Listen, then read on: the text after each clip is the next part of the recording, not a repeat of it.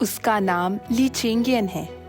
उसने बीमारी की वजह से प्रभु में विश्वास रखा और उसके बाद उसकी बीमारी ठीक हो गई। उन दिनों वह जगह जगह जाकर बीमारों को चंगा करता, दानवों को निकालता और प्रभु यीशु के उद्धार का प्रचार करता था। सर्वशक्तिमान परमेश्वर के अंत के दिनों के कार्य को स्वीकार करने के बाद उसने जोश से सुसमाचार का प्रचार किया और कई कलीसियाएं स्थापित की। वह खुद को परमेश्वर द्वारा स्वीकार किया गया व्यक्ति मानता था। जब परमेश्वर का न्याय और अनुशासन उस पर आया, तभी उसने सचमुच खुद को जाना।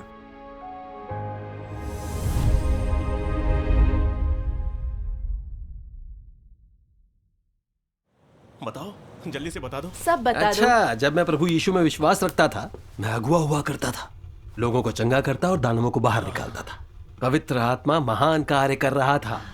एक ही प्रयास में दानव को भगा सकता इसमें था। वाकई ये खूबी थी। प्रभु वाकई इसके साथ था। फिर परमेश्वर ने अपना नया कार्य शुरू कर दिया और पवित्र आत्मा ने वह कार्य बंद कर दिया। अब मैं लोगों को ठीक कर या दानवों को बाहर नहीं निकाल। तुम्हारी गलती नहीं है, पवित्र आत्मा कार्य नहीं कर रहा था। हाँ, सही कहा। कार्य के इस चरण को स्वीकारा तो परमेश्वर के घर ने मुझे सुसमाचार का प्रचार करने को कहा। पवित्र आत्मा ने फिर से महान कार्य शुरू कर दिया। मैं जहाँ भी जाता हूँ मुझे लोग प्राप्त होते हैं। कमाल की बात है। कमाल है। मेरे साथ ऐसा स्वाभाविक तौर पर होता है। तुम में असली प्रतिभा है, चाहे कुछ भी हो तुम सक्षम होते हो। हाँ। ये सच है। पहले मैं एक उत्पादन ब्रिगेड का अगुआ था और उस गांव में हर चीज की अध्यक्षता करता था। मेरे बिना कोई शादी या अंतिम संस्कार नहीं होता था। सब मेरा सम्मान करते थे। बाद में मैंने प्रभु में विश्वास रख लिया और वह भूमिका छोड़ दी। अनुमान लगाओ कि क्या हुआ? क्या? उन सभी को लगा कि ये शर्म की बात है। इसमें शर्म की बात क्या है? विश्वास रखना तो अद्भुत है। बिल्कुल, ये शर्म की बात बिल्कुल नहीं है। प्रभु में आस्था स्वर्गिक राज्य की ओर ले जाती है। क्या ब्रिगेड का अगुआ बनकर ऐसा हो सकता है? बिल्कुल नहीं हो सही है। स्वर्गिक राज्य में प्रवेश करने पर तुम्हें महान आशीष मिलता है ना? परमेश्वर में विश्वास रखने से बड़े आशीष भविष्य मिलते में हैं। हम सभी विजयी नर बच्चे होंगे। उसकी तुलना में ब्रिगेड का अगुआ छोटी भूमिका है। बिल्कुल। अरे सब लोग यहाँ हैं। लियो भी आ गई। बाहर भाई ठंड ले है क्या? ले लो। हाँ, आज बहुत ठंड है। यहाँ आ जाओ, गरमाई ले लो। अच्छा भाई ली, हाँ। हाल ही में तुम्हारे पास बहुत से नवागत आए हैं ना? सही तो है। पवित्र आत्मा हाल ही में बहुत बढ़िया कार्य कर रहा है। सभी लोग कलीसिया में शामिल होने के लिए दौड़ पड़े हैं। तो सिंचन कार्य कैसा चल रहा है? क्या तुमने इसका जायजा लिया? क्या दर्शनों के बारे में सभी सत्यों पर उनसे साफ तौर पर संगति कर ली गई है? क्या उन्हें यकीन है ये सच्चा मार्ग है? थोड़ा पानी पी लो। धन्यवाद। अगर वे नकारात्मक प्रचार सुनते हैं या पादरी उन्हें बाधित करते हैं तो क्या वे पीछे हट सकते हैं? सिंचन, मैं लगातार उनका सिंचन कर रहा हूँ, कभी नहीं रुका। दर्शन के सत्य की बात है तो क्या हम परमेश्वर के कार्य के 3 चरणों पर चर्चा नहीं करते? मैंने उन्हें यह सब बता दिया है। मैंने उन्हें किताबें भेजी हैं, तो वे निश्चित कैसे नहीं होंगे? निश्चिंत रहो, नवागतों का सिंचन करने के लिए मुझे क्या संगति करनी है इस बारे में मैं स्पष्ट हूँ, इसीलिए तुम चिंता मत करो। सुसमाचार में नवागत नवजात शिशुओं की तरह होते हैं। तुम जरा भी लापरवाह नहीं हो सकते। एक धारणा, एक निराधार अफवाह, यहाँ तक कि पादरी का एक शब्द भी उनमें संदेह पैदा कर सकता है। वो ठोकर खाकर गिर सकते हैं। तुम ढीले नहीं पड़ सकते। तुम्हें उनके साथ बच्चों की तरह पेश आना चाहिए। तुम लापरवाह नहीं हो सकते। साथ ही बड़े लाल अजगर का उत्पीड़न भयंकर होता जा रहा है। अगर उनमें से कुछ कायर और डरपोक निकले और तुमने फौरन उनका सिंचन कर मदद नहीं की तो वे पीछे हट सकते हैं। इसलिए क्या तुमने इन तमाम चीजों पर गौर किया है? मैंने इतने साल सुसमाचार का प्रचार किया है, मैंने ये चीजें बहुत देखी। मैं यह नहीं कह सकता कि सुसमाचार का प्रचार करते हुए मैं 8-10 प्रांतों में गया हूँ, लेकिन 3-4 प्रांतों में गया हूँ। यह गिनती नहीं कर सकता कि मैं कितने शहरों और गांव में गया हूँ। फिर यह कहना तो दूर की बात है कि मैंने कितने लोगों को प्राप्त किया है। अगर 10,000 नहीं तो कम से कम 3 से 5,000 तो होंगे। 3 से 5,000? 5,000? कितने ज्यादा? बहुत ज्यादा है। कार्य व्यवस्था पुस्तिकाओं में सुसमाचार प्रचार के लिए मुख्य बिंदुओं को रेखांकित किया गया है। क्या कार्य करना है और कैसे नए लोगों का जायजा लेना है, मैं उन्हें आंखें बंद करके दोहरा सकता हूँ। इसने वाकई मेहनत की है। बहन लियो, शायद तुम्हें अभी तक ये पता नहीं है, मैं 20 से भी अधिक वर्षों से प्रभु में विश्वास रखता आया हूँ। तुम जितने लोगों से अब तक मिली होगी उससे ज्यादा से मैं प्रचार के दौरान मिल चुका हूं। जब मैंने सुसमाचार प्रचार करना शुरू किया तब तक तुमने सुसमाचार को स्वीकारा भी नहीं था। तो इस बात की चिंता मत करो कि मैं नवागतों का सिंचन कैसे करता।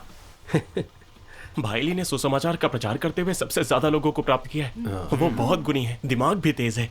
नवागत उसे बोलते हुए सुनना बहुत पसंद करते हैं। ये सच है।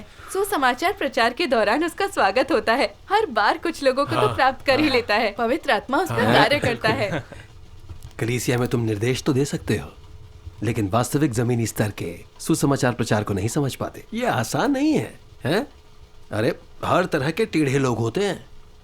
जोखिमों की तो बात ही छोड़ो, तुम्हें हर तरह की पहेलियों और धारणाओं का सामना करना पड़ता है। अगर तुम उन्हें हल ना कर पाओ तो क्या तुम लोगों को प्राप्त कर सकते हो? मुश्किल होगा। हाँ। पिछले कुछ सालों से मैं सभी तरह की पहेलियों और धारणाओं को सुलझाता रहा हूं। जब धार्मिक लोगों की बात हो तो तुम्हें कायल करने का हुनर होना ही चाहिए।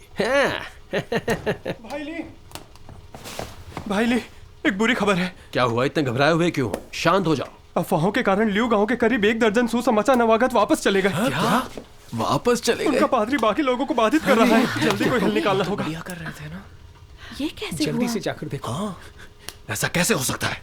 तुमसे कोई गलती तो नहीं हुई? हाँ, चलो जल्दी चलकर देखें। जल्दी चलकर देखते हैं। क्या उन्हें यकीन था कि यह सच्चा मार्ग है? उन्होंने सर्वशक्तिमान परमेश्वर से प्रार्थना करना शुरू कर दिया था। वे जानते हैं कि अफवाहें और नकारात्मक प्रचार झूठे हैं। मैंने दर्शन के बारे में सत्य पर संगति की थी। वे ऐसे कैसे वापस जा सकते हैं? ऐसा नहीं हो सकता। शायद कुछ और चल रहा हो। तुमने कहा नहीं था कि वे निश्चित हैं? तुमने कहा नहीं था कि वे वापस नहीं जाएंगे? तुम अभी अभी तो शेख ही बघार रहे थे। मुझे लगता है कि तुम बहुत घमंडी हो।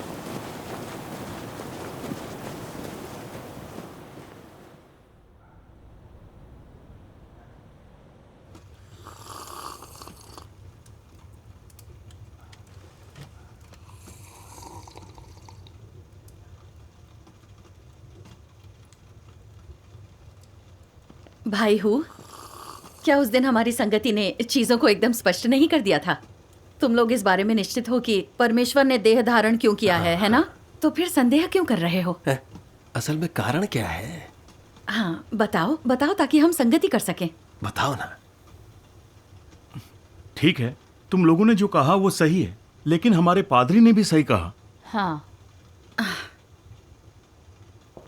भाई हूँ, तुम में बहुत अच्छी काबिलियत है।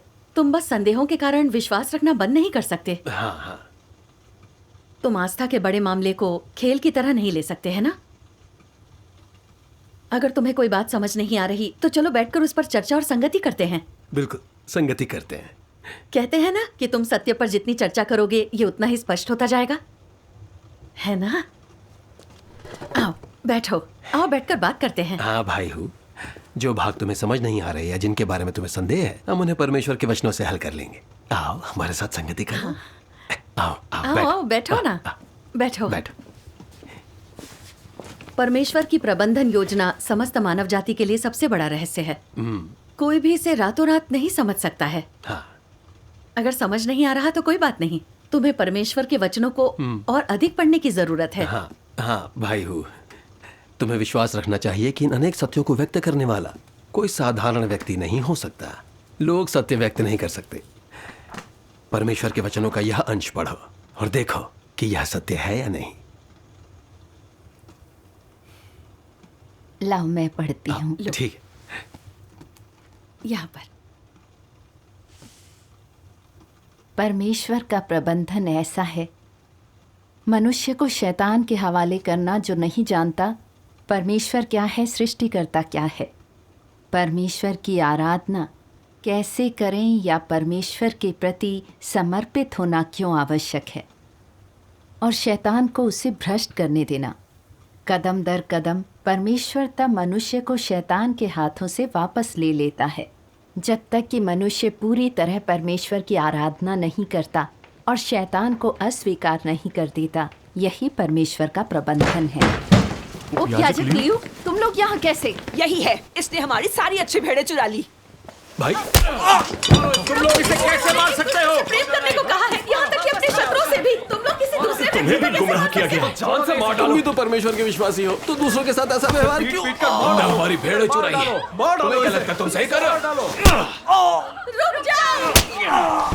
हम सब प्रभु में तुम्हारी विश्वास हिम्मत करते कैसे हैं। मार डालोगे? भेड़ें चुराने की? अभी भी प्रभु में विश्वास तुम्हारी रखते हो। हिम्मत कैसे हुई भेड़ें चुराने की? मार डालूंगा तुम्हें।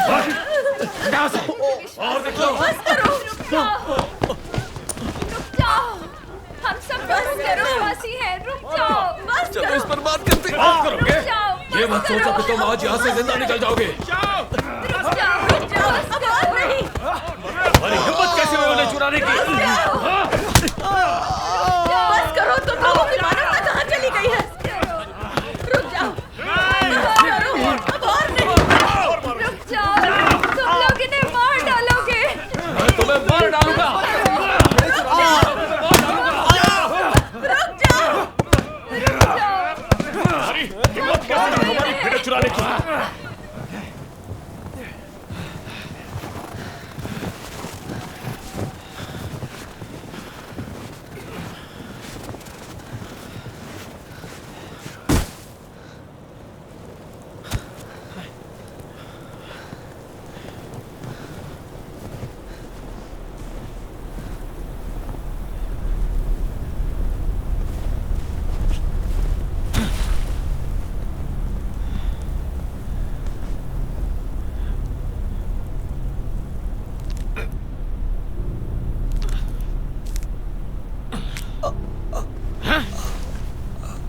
ये बूढ़ा अभी भी जिंदा है।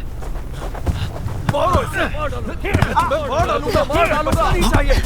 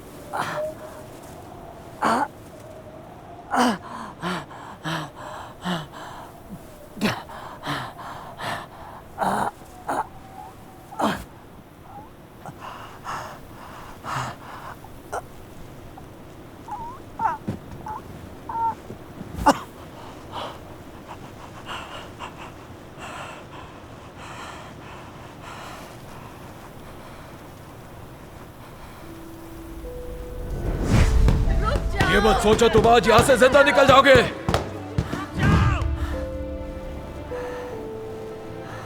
मैं 20 से भी अधिक वर्षों से प्रभु में विश्वास रखता आया हूँ। तुम जितने लोगों से अब तक मिली होगी, उससे ज्यादा से मैं प्रचार के दौरान मिल चुका हूँ। जब मैंने सुसमाचार प्रचार करना शुरू किया, तब तक तुमने सुसमाचार को स्वीकारा भी नहीं था।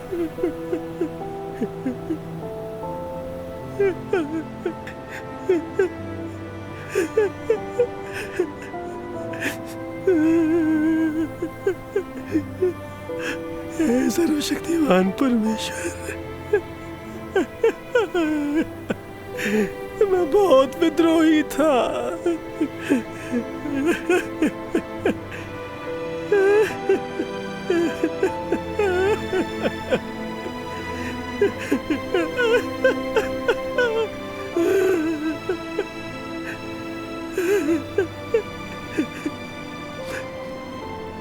परमेश्वर, मुझे तुम्हारा सामना करने में बहुत शर्म आ रही है। मैं जीने के लायक नहीं हूं।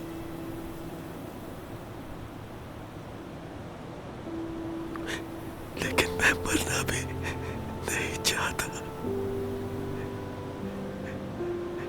मैंने अभी तक तुम्हारे महान कार्य को पूरा होते नहीं देखा। मैं राज्य में जीवित प्रवेश करना चाहता हूँ। मेरे अपराध क्षमा करो। मुझे एक और मौका दो परमेश्वर।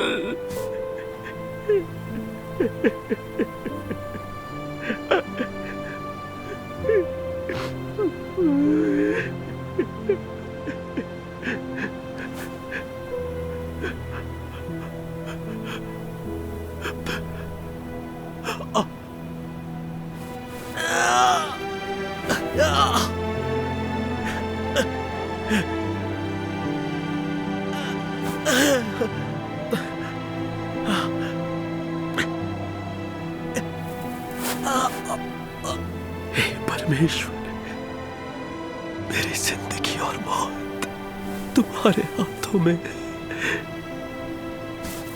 मैं तुम्हारे आयोजनों के प्रति समर्पित होना चाहता हूँ।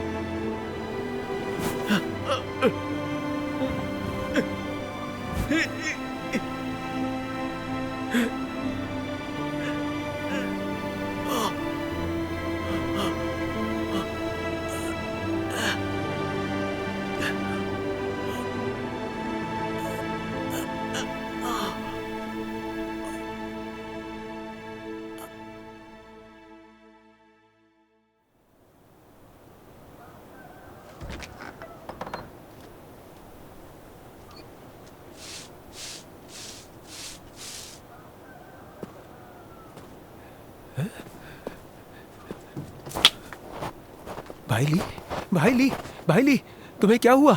उठो, उठो, उठो, भाईली, भाईली, उठो, उठो।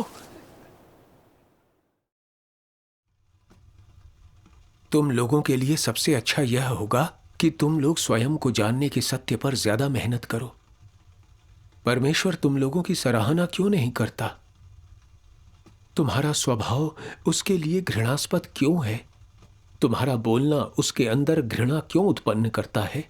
जब तुम लोग थोड़ी सी निष्ठा दिखा देते हो, तुम अपनी तारीफ के गीत गाने लगते हो। जब तुम छोटा सा योगदान करते हो तो पुरस्कार मांगने लगते हो। जब तुम थोड़ा सा समर्पण दिखा देते हो तो दूसरों को नीची निगाह से देखने लगते हो। और जब कुछ छोटे मोटे काम संपन्न कर लेते हो तो परमेश्वर की अवहेलना करने लगते हो। हे परमेश्वर, मेरे दिल में तुम्हारे लिए कोई जगह नहीं है। मैं बहुत घमंडी हूँ। मुझे धिक्कारना चाहिए, ताड़ना देनी चाहिए और मेरा न्याय करना चाहिए। हिलना नहीं।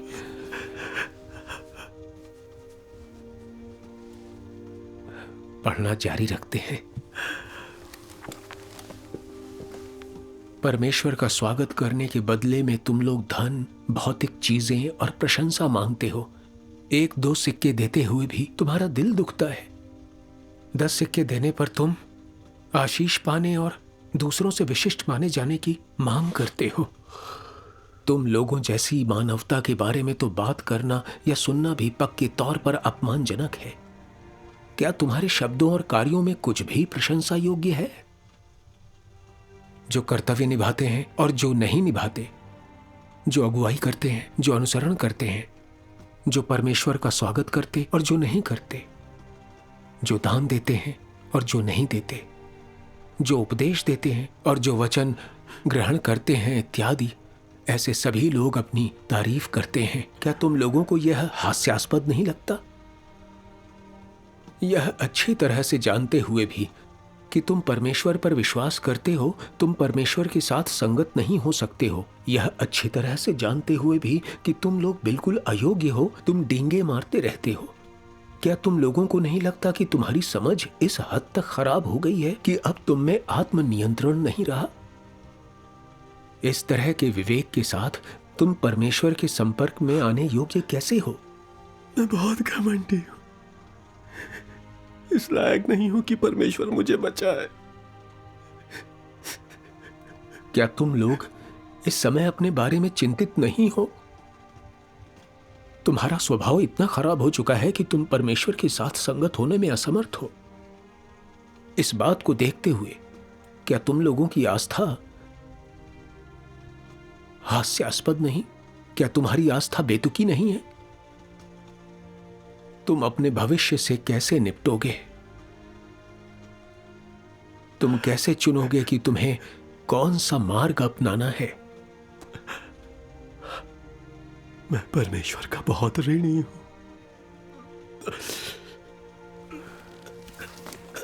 जरा मदद करो।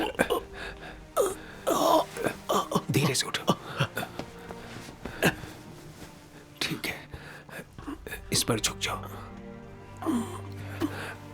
हाँ? अरे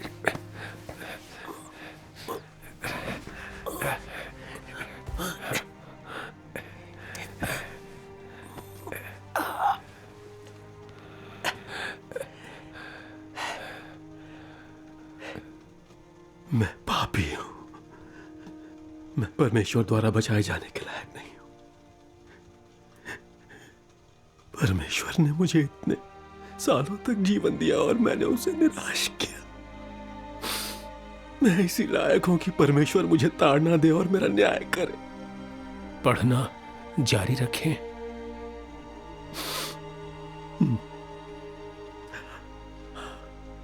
मैंने परमेश्वर के वचनों को अस्वीकारा, इसीलिए मैं तबाह होने लायक ही हूं। मैं जीने लायक नहीं हूं। मर जाना चाहिए मुझे। पढ़ो, पढ़ते रहो। तुम लोगों की प्रकृतियां ऐसी हैं कि ताड़ना और शाप के बिना तुम लोग सिर झुकाने को अनिच्छुक होगे, झुकने को अनिच्छुक होगे। तुम्हारी आंखों के सामने तथ्यों के बिना तुम पर कोई प्रभाव नहीं होगा। आमीन। तुम लोग चरित्र से बहुत नीच और बेकार हो। परमेश्वर, ये सच है। परमेश्वर सही है। ताड़ना और न्याय के बिना तुम लोगों पर विजय प्राप्त करना कठिन होगा और तुम लोगों की अधार्मिकता और अवज्ञा को जीतना मुश्किल होगा। तुम लोगों का पुराना स्वभाव बहुत गहरी जड़ें जमाए हुए है। यदि तुम लोगों को सिंहासन पर बिठा दिया जाए तो तुम्हें नहीं पता होगा कि ब्रह्मांड में तुम्हारी जगह कहां है। तुम लोग किस ओर जा रहे हो इसके बारे में तो बिल्कुल भी अंदाजा ना होगा। यहां तक कि तुम लोगों को यह भी नहीं पता कि तुम सब कहां से आए हो। तो तुम लोग सृष्टिकर्ता को कैसे जान सकते हो? आज की समयोचित ताड़ना और शापों के बिना तुम्हारा अंतिम दिन बहुत पहले ही आ चुका होता। तुम लोगों के भाग्य की तो बात ही क्या यह खतरे के और भी निकट नहीं होता? आमीन, आमीन। इस समयोचित ताड़ना और न्याय के बिना कौन जाने कि तुम लोग कितने घमंडी हो गए होते और कौन जाने तुम लोग कितने पथभ्रष्ट हो जाते। इस ताड़ना और न्याय ने तुम लोगों को आज के दिन तक पहुंचाया है और इन्होंने तुम्हारे अस्तित्व को संरक्षित रखा है। यदि तुम्हारे पिता के तरीके से तुम्हें अभी भी शिक्षित किया जाए तो कौन जाने तुम लोग किस क्षेत्र में प्रवेश करते। परमेश्वर, परमेश्वर जो कुछ भी कहता है वो सच है। तुम लोगों के पास स्वयं को नियंत्रित करने और आत्मचिंतन करने की कोई योग्यता नहीं है। तुम जैसे लोग अगर कोई गड़बड़ी या विघ्न पैदा किए बगैर मात्र अनुसरण और समर्पण करें तो मेरे उद्देश्य पूरे हो जाएंगे। क्या तुम लोगों को आज की ताड़ना और न्याय को स्वीकारने में बेहतर नहीं करना चाहिए?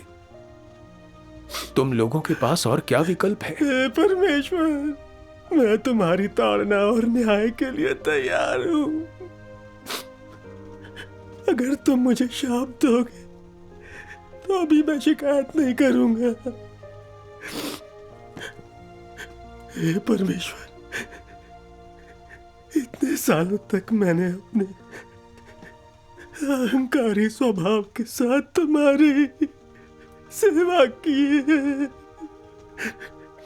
मैंने कभी तुम्हारे वचनों को दिल से नहीं लिया। हाँ।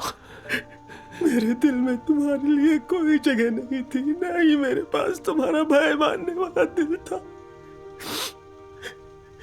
मैं पापी हूं। मैं महापापी हूँ।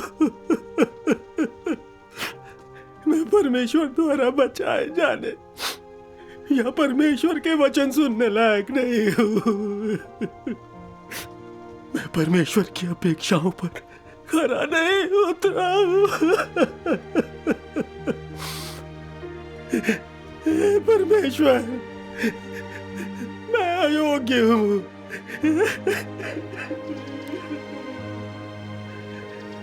मैं वाकई अयोग्य हूँ।